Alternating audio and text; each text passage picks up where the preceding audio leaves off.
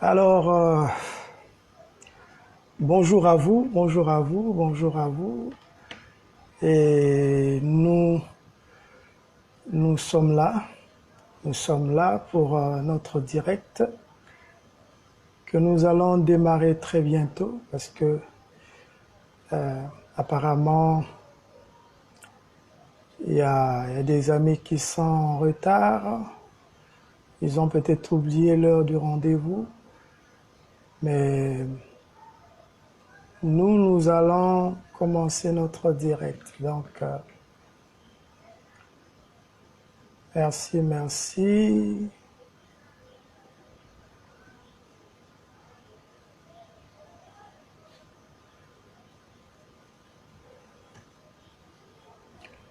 Merci, parce qu'il y a des amis qui se connectent déjà, et c'est super, c'est vraiment super. Nous sommes déjà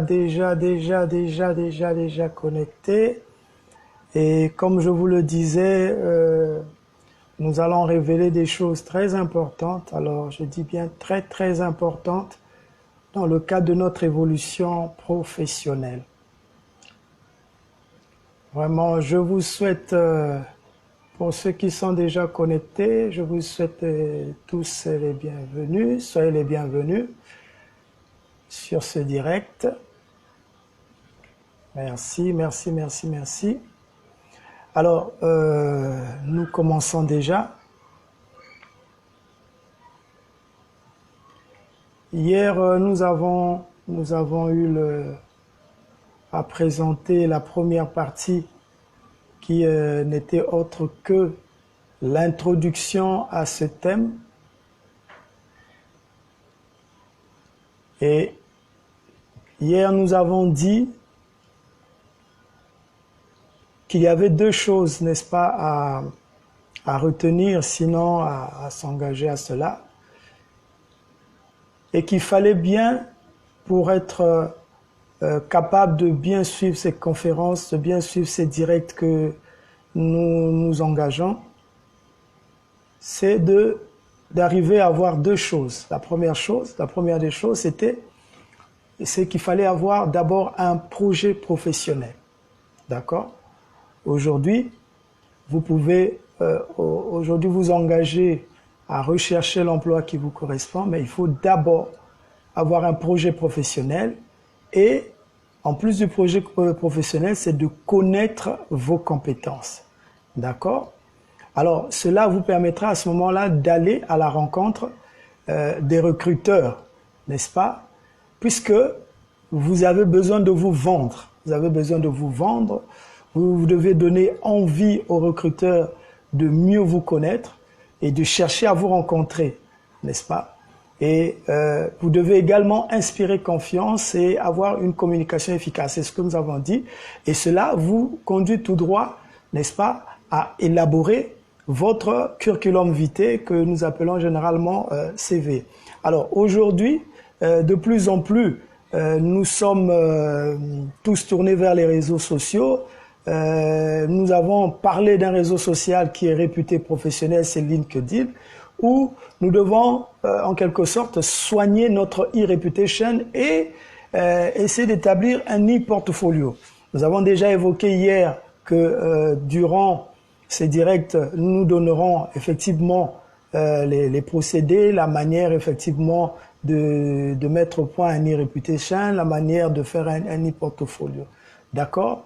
Alors, une fois que vous avez un projet professionnel, vous connaissez vos compétences, à ce moment-là, vous pouvez vous engager. Alors, j'ai même dit une chose hier, que si vous avez des difficultés, parce que bon, ce sont des termes un peu techniques et tout, et si vous avez des difficultés, n'est-ce pas, à réaliser un projet professionnel, nous avons un module au sein de Team Training qui vous permettra de savoir comment réaliser ce projet professionnel. Alors, nous allons donc commencer notre deuxième partie. Je vais me présenter. Je suis Monsieur Merlin Syriac Stritas Kisambou, n'est-ce pas? Je suis conseiller en évolution professionnelle et social media manager. D'accord?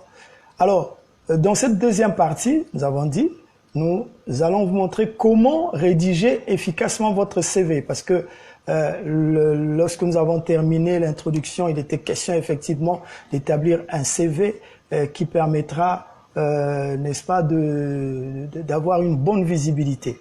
D'accord? Alors, la deuxième partie consiste donc à rédiger un bon CV. D'accord?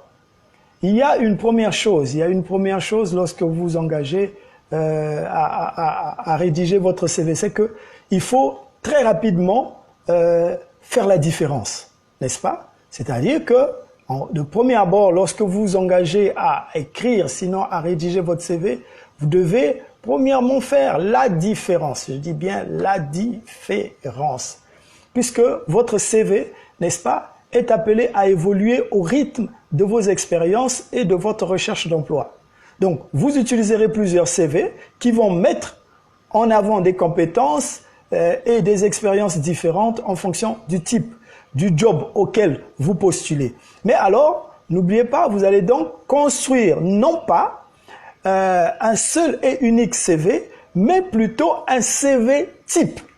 Retenez bien, vous allez construire un CV type que vous adapterez en fonction de vos candidatures, mais également des retours que vous obtiendrez tout au long de vos recherches d'emploi. Alors à ce moment-là, c'est là où nous parlons généralement des CV général et des CV en alternance, d'accord? Le CV en alternance, c'est ce CV-là qui est tourné vers un appel d'offres bien déterminé, d'accord? Alors, il y a quelques conseils, n'est-ce pas, que vous devez avoir pour réussir à rédiger un document devant, bien entendu, contenir autant d'informations sur aussi peu de place. Quand je dis sur aussi peu de place, c'est déjà pour dire que un CV, logiquement, ne doit pas dépasser 2 pages. C'est-à-dire, à la rigueur, débrouillez-vous à avoir un CV qui n'a qu'une page. Je dis bien une seule page. Puisque les recruteurs, n'est-ce pas, ne lisent pas beaucoup. Ils ont juste besoin de connaître l'essentiel sur vous et puis effectivement de prendre une décision vis-à-vis de cela. Donc, il y a une première chose à faire lorsque vous rédigez, c'est que vous devez, pardon, excusez-moi, vous devez rendre visibles les informations clés. C'est-à-dire que vous avez quelques secondes pour faire cette différence-là en rendant visibles les informations clés. N'oubliez pas, les recruteurs regardent chaque CV durant quelques secondes avant de les classer en 3 catégories. Première catégorie, des candidats à retenir, c'est-à-dire des CV correspondant bien au profil recherché. Deuxième catégorie, ce sont des candidats potentiels, n'est-ce pas, où il y a des profils qui présentent des atouts, n'est-ce pas, même si tous les critères prérequis ne sont pas présents. Et enfin, la troisième catégorie, ce sont les candidats à rejeter, c'est-à-dire que où leur CV ne remplit pas les critères prérequis. Parce que n'oubliez pas, il y a toujours une description. Lorsqu'il y a appel d'offres, il y a une description qui vous permettra, n'est-ce pas, de connaître les mots-clés par rapport à ce que l'entreprise recherche, n'est-ce pas. Alors, après s'être forgé cette première idée, un recruteur passera en moyenne, je dirais bien, 2 minutes à lire votre CV s'il est accrocheur. Vous devez donc être percutant et bien structurer les informations. Vous devez rédiger votre CV dans un but précis. C'est en fait montrer en quoi vous correspondez au profil recherché par le recruteur afin de décrocher un entretien. D'accord? Alors, mettez-vous donc dans la peau du recruteur et imaginez quelles sont les informations clés dont le recruteur a besoin et qu'il doit repérer très vite en lisant votre CV. Alors, à ce moment-là, je citerai quelques éléments ici dans les informations qui vous permettent d'être rapidement repéré. Il y a votre identité et les moyens de vous contacter. C'est très important, très important. Ça, c'est vraiment une chose qui doit être très visible. Il y a aussi votre expérience professionnelle en lien avec le poste. Je dis bien en lien avec le poste. Évitez d'être évasif. D'accord? Il y a également votre formation. Qu'est-ce que vous avez comme formation? Et bien entendu, votre niveau de langue, si c'est un élément requis. Parce qu'il y a effectivement des demandes d'emploi où on exige par exemple un niveau minimum, n'est-ce pas, de la connaissance de la langue. D'accord. Attention à la longueur de votre CV. Il ne faut pas décourager votre lecteur. Il ne doit pas dépasser une page, comme je venais de le dire tout à l'heure. 2 pages sont tolérées pour des candidats ayant dépassé leur milieu de carrière, c'est-à-dire pour des candidats qui ont assez d'expérience. À ce moment-là, vraiment, à la rigueur, vous vous débrouillez à avoir 2 pages, mais pas au-delà. Parce que, pour des raisons que je venais déjà de signaler ici. Alors, soignez l'apparence globale de votre CV. Faites apparaître clairement les rubriques, ainsi que les postes occupés, les entreprises et les périodes. C'est très important tout ça. Évitez toute faute d'orthographe. D'accord? Faites très attention lorsque vous élaborez un CV. Privilégiez la lisibilité à la fantaisie. Présentez un contenu et une mise en forme homogène. Quand je parle de la lisibilité à la fantaisie, aujourd'hui, de plus en plus, les gens passent leur temps à faire des CV fantaisistes avec beaucoup de couleurs. Vous pouvez vous retrouver devant une situation où on vous demande d'envoyer votre dossier ou votre CV par voie de mail. N'est-ce pas? Cela signifie que votre recruteur à la base sera obligé d'imprimer ce CV. Alors, si à ce moment-là, vous jouez sur la fantaisie et que votre CV a beaucoup de couleurs, soyez-en sûr que le recruteur ne va même pas imprimer votre CV parce que ça lui coûte. Il y a un coût à payer puisque ça va lui consommer de l'encre. Attention. Donc, à la rigueur, vous pouvez utiliser 2 couleurs ou en standard. Faites votre CV en noir et blanc, peut-être avec une couleur qui permet d'avoir quand même un design, n'est-ce pas? Alors, la forme joue, je dis bien, la forme joue un rôle important. Tous les CV illisibles, surchargés ou dont la mise en forme rend la lecture difficile sont vite écartés. Ça, il n'y a rien à faire, n'est-ce pas? Sont vite écartés. Selon le type d'emploi que vous recherchez et les entreprises que vous ciblez, n'hésitez pas, je dis bien, n'hésitez pas à faire preuve de créativité et montrer dès votre CV de quoi vous êtes capable. Par exemple, pour des métiers créatifs, si vous avez une connaissance, vous postulez pour un métier créatif, vous pouvez adopter un design qui met en avant votre style et vos qualités artistiques. Aujourd'hui, il y a peut-être des demandes d'emploi pour rechercher un infographe, pourquoi pas, pour rechercher quelqu'un qui va s'occuper de la partie art visuel. À ce moment-là, faites-en attention, d'accord? Alors, il y a un autre élément qui est très important ici dans ce qui concerne la rédaction du CV, c'est que vous devez adopter un ton bref et précis. D'accord? Lorsque vous rédigez votre CV, chassez premièrement les mots inutiles, comme environ, stage intéressant en entreprise. Attention, évitez ce genre de choses. Vous devez également chasser les informations qui ne sont pas indispensables.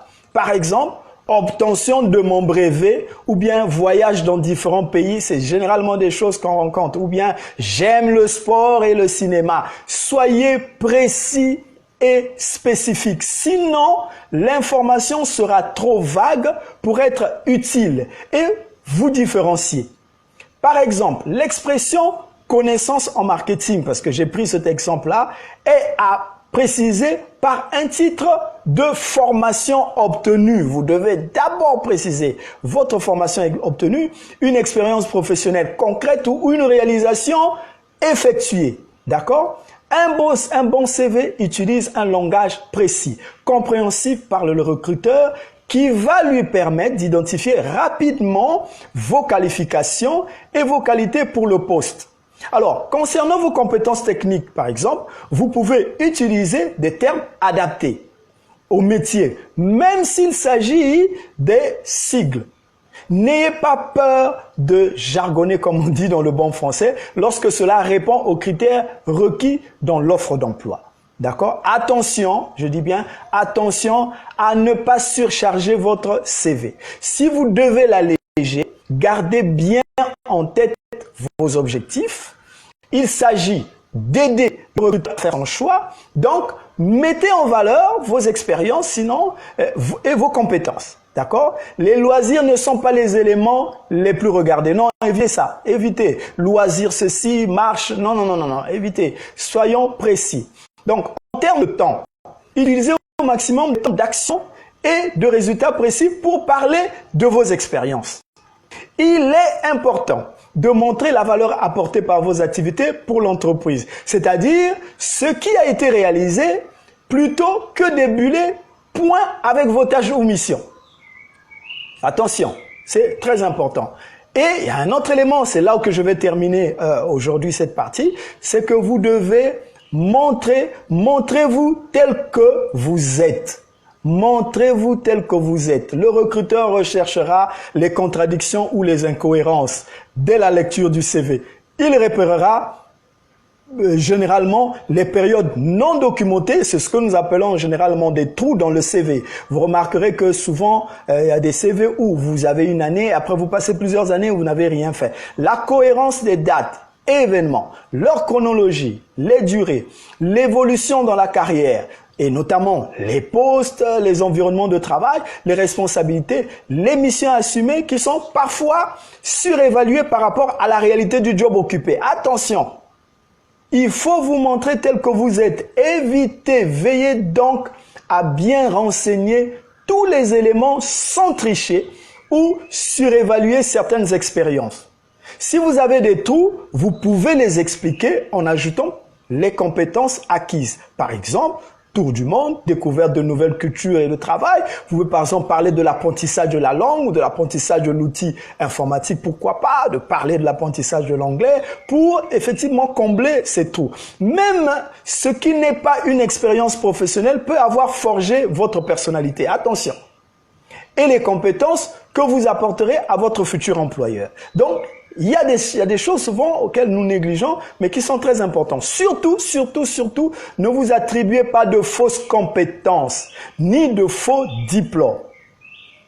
Gonfler son CV en modifiant la durée d'une mission, le poste occupé ou les responsabilités n'est jamais une bonne idée. Je dis bien, n'est jamais une bonne idée. Pensez que certaines entreprises font ce que l'on appelle des background checks. Attention. Il y a des entreprises qui font des background checks et ils engagent des sociétés pour vérifier vos références et confirmer la cohérence avec votre CV. C'est comme des enquêtes, n'est-ce pas, qui réalisent pour connaître et pour être sûr des éléments que vous évoquez, n'est-ce pas? Alors, cela se fait beaucoup, notamment dans les entreprises, bon, c'est vrai, anglophones, mais aujourd'hui, de plus en plus, même les entreprises francophones commencent à adopter cela. Mais aussi, bon, ne soyez pas pris en défaut. Alors, ça, c'est des choses qu'il faut éviter. Soyez naturel. L'histoire ne se limite pas, je dis bien, l'histoire ne se limite pas à obtenir un entretien. Il s'agit de trouver un job, de démarrer une collaboration, parfois longue et fructueuse. Attention, c'est un conseil que je vous donne. Une confiance réciproque est essentielle quand on envisage de travailler ensemble. À ce moment-là, soyez sincères. Je dis bien, soyez sincères. Et je vais terminer par là pour dire qu'il faut vous efforcer à adopter votre CV à l'entreprise et au poste. Cherchez à convaincre. Votre CV doit déclencher chez le recruteur une véritable envie d'en savoir plus. Votre but est qu'il ait envie de vous rencontrer. Pas encore forcément de vous embaucher. Il ne faut pas exagérer non plus après quelques secondes. Attention, pour cela, cherchez à comprendre ce que le recruteur veut vérifier pour développer de bons arguments. Votre CV doit répondre aux questions suivantes. Premièrement, que pouvez-vous apporter à cette entreprise? Deuxième question, quels sont vos atouts pour vous démarquer? Troisième question, parmi vos compétences, lesquelles répondent à leurs besoins? Quatrième question, quelle expérience significative pouvez-vous mettre en valeur? Cinquième, si je ne me trompe pas, en quoi vos études et vos expériences correspondent-elles aux critères requis? Et enfin, sixième question, quelles sont les qualités qui vous rendent unique et donnent envie de travailler avec vous? Donc, voilà une panoplie de questions sur lesquelles vous devez répondre. Vous devez vous préparer à répondre et vous allez présenter votre CV pour postuler dans une entreprise bien particulière. N'oubliez pas. Choisissez quelles compétences mettre en avant pour ce poste, quelle formation et quelle expérience vont convenir spécifiquement au profil requis.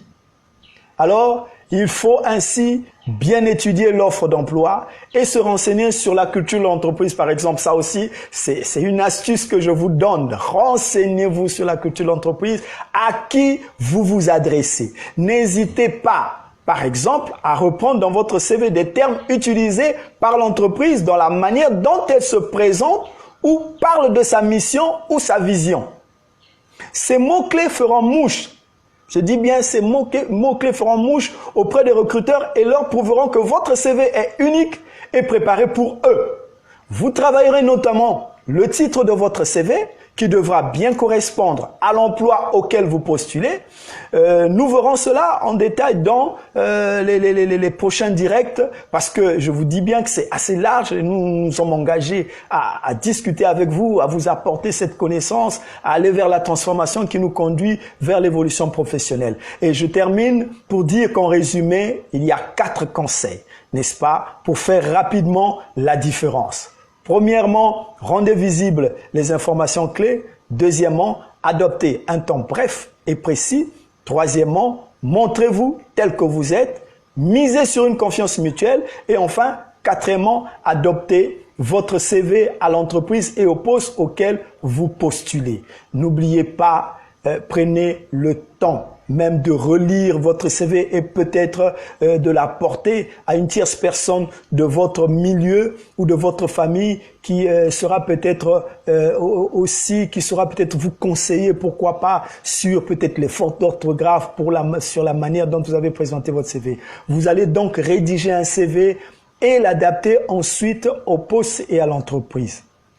Dans la majorité des cas, ces adaptations seront généralement légères si vous postulez à un seul type de poste. D'accord? Mais dans tous les cas, relisez votre CV avec l'œil du recruteur. N'hésitez pas non plus, comme je disais tout à l'heure, à le faire relire par des amis, de la famille, des professionnels, si possible dans l'industrie ciblée. Voilà, parce qu'aujourd'hui, il y a des communautés, il y a des forums où vous pouvez effectivement mettre votre CV et puis dans le forum de discussion, il y a des gens qui peuvent critiquer votre CV pour vous aider. Et vous pouvez les trouver dans certains sites, il suffit de faire de la veille et rencontrer. Donc, je vous dis merci.